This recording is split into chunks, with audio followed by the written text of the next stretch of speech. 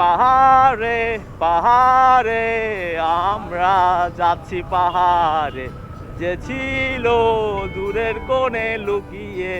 তো আমরা চলে আসছি পাহাড়ে। এটা হচ্ছে কাপ্তাই রাঙ্গামাটি সংযোগ সড়ক। আর বাইকারদের স্বর্গপুরী বলা হয় এই রাস্তাটাকে। কর্নারিং বলেন, আপ হিল বলেন, ডাউন হিল বলেন, সব কিছুতেই মানে অন্যরকম একটা অনুভূতি, মানে অন্যরকম একটা ফিলিংস পাবেন এই রাস্তায় রাইড করে। দেখেন, মানে ভয়ও পাবেন।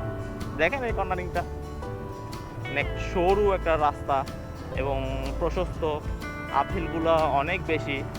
তো অবশ্যই ঘুরে যেতে পারেন যারা বাইকার আছেন, বিশেষ করে এই রাস্তায় অবশ্যই একটা ট্রাভেল করে যাবেন, নাইলে অনেক কিছু মিস থেকে যাবে।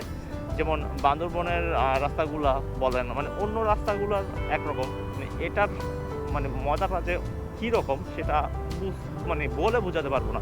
আর বিশেষ করে এই রিয়েল ফিলটা পাবেন আপনি বিকেলবেলায়। আপনি বিকেলবেলা যদি 4:30 থেকে 5টার দিকে রাইড করেন তাহলে বুঝতে পারবেন আসল ফিলিংসটা এই রাস্তা। আমরা রাঙামাটি গিয়েছিলাম, রাঙামাটি থেকে এখন কাপ্তাই হয়ে, কাপ্তাই জেটিঘাট হয়ে এখন বের হয়ে যাব এবং রাজনের উদ্দেশ্যে রওনা হব।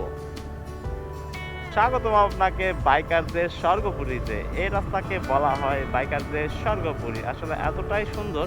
এটি হচ্ছে রাঙ্গামাটি থেকে কাপ্তাই যাওয়ার লিঙ্ক রোড, অর্থাৎ আপনি এই রাস্তাটা দিয়ে রাঙ্গামাটি থেকে কাপ্তাই উঠতে পারবেন, কাপ্তাই জেটিঘাট হয়ে উঠতে পারবেন। আর এত পরিমাণে সুন্দর, দুপাশেই কাপ্তাই লেকের সৌন্দর্য এবং মাঝখানেই হচ্ছে এই রাস্তাটা। সব মিলিয়ে অসাধারণ একটা সৌন্দর্য কাজ করে এখানে। সেই জন্য এখানে বাইকারদের স্বর্গপুরী বলা হয়। তবে সবচাইতে বেশি ভিউটা নেওয়া যায় মানে বাইকে চড়েই সবচাইতে বেশি ভিউটা সুন্দর লাগে। যেমন আপনি এখানে সিএনজিতে করে আসতে পারেন, কিন্তু এইরকম ভিউটা পাবেন না। এটা শুধুমাত্র আপনি বাইকে আসলে তখনই উপলব্ধি করতে পারবেন।